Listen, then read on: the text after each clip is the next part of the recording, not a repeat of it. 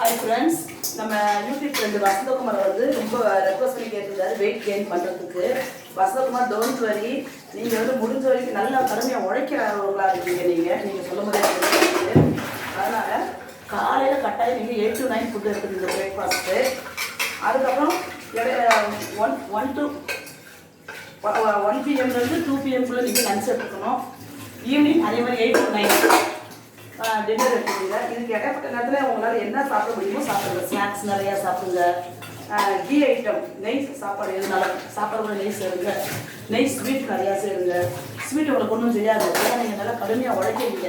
அதனால் ஸ்வீட்லாம் உங்களுக்கு ஒன்றும் செய்யாது. சுகர் வரும்னு பயப்படாதீங்க. அதனால் நீங்கள் எவ்வளோ நிறைய சாப்பிட முடியுமோ சாப்பிடுங்க.